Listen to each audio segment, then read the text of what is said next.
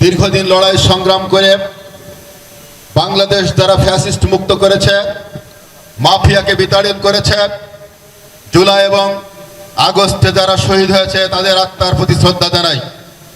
৭১ সালের স্বাধীনতা যুদ্ধে যারা রক্ত দিয়ে দেশটাকে স্বাধীন করেছে তাদের রুহের আত্মার মাগফিরাত জানাই। প্রিয় বন্ধুরা, বাংলাদেশ বিভিন্ন সময়ে যে দুঃশাসন, নির্যাতন, নিপীড়নের সাথে যে দুর্নীতি, যে অব্যবস্থাপনা চলেছে, সেই কারণে আজকে সমস্ত সেক্টরে বিশৃঙ্খলা। আজকে একজন মানুষ তার ক্রয় ক্ষমতা নেই, সে মাংস কিনে খেতে পারছে না, আবার খামারি গরু উৎপাদন করে লস হচ্ছে। আপনারা বিষয়টা বুঝবেন কত বড় অব্যবস্থাপনার মধ্য দিয়ে আমাদের এই জাতিটা বিভিন্ন সময় চলছে। আমরা ইতিমধ্যেই রাজনৈতিক দলের পক্ষ থেকে ৩১ দফা রাষ্ট্র মেরামত একটি কর্মসূচি দিয়েছি।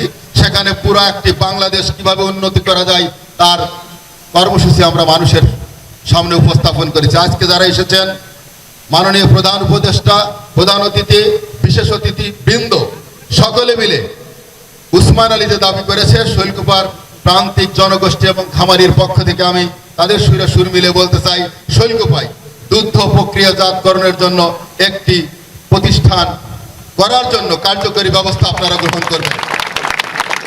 তাহলে এই খামারিদের অন্তত একটা সেক্টরে তারা নিশ্চিতভাবে তাদের লসটা অন্তত হবে না, তারা লাভ করতে পারবে এবং আরো বেশি বেশি করে খামার স্থাপন করবে এবং দুগ্ধ চাষ করবে। প্রিয় বন্ধুরা, আমি বক্তব্য বাড়াবো না। মাননীয় অ্যাটর্নি জেনারেল মহোদয় ইতিমধ্যে বাংলাদেশে এই বৈষম্য বিরোধী আন্দোলনের পরে এই পরিবর্তিত সরকারের পরিস্থিতিতে বাংলাদেশের অ্যাটর্নি জেনারেল অফিসকে যেভাবে মানুষের দোরগোড়ায় নিয়ে গেছে, একটা আস্থার জায়গায় নিয়ে গেছে, উনার সাথে আরো অনেক deputy attorney general, assistant attorney general সহ রাষ্ট্রের কর্মকর্তা আছেন। মূল কথা, আইনের শাসন যদি বাংলাদেশে প্রতিষ্ঠা হয়, সমস্ত সেক্টরে বিশৃঙ্খলা দূর হতে বাধ্য বলে আমি একজন আইনজীবী হিসেবে মনে করি। যারা এখানে উপস্থিত আছেন সকলকে আবার ধন্যবাদ দিয়ে আমি আমার সংক্ষিপ্ত কথা শেষ করছি। আল্লাহ হাফেজ। বাংলাদেশ জিন্দাবাদ।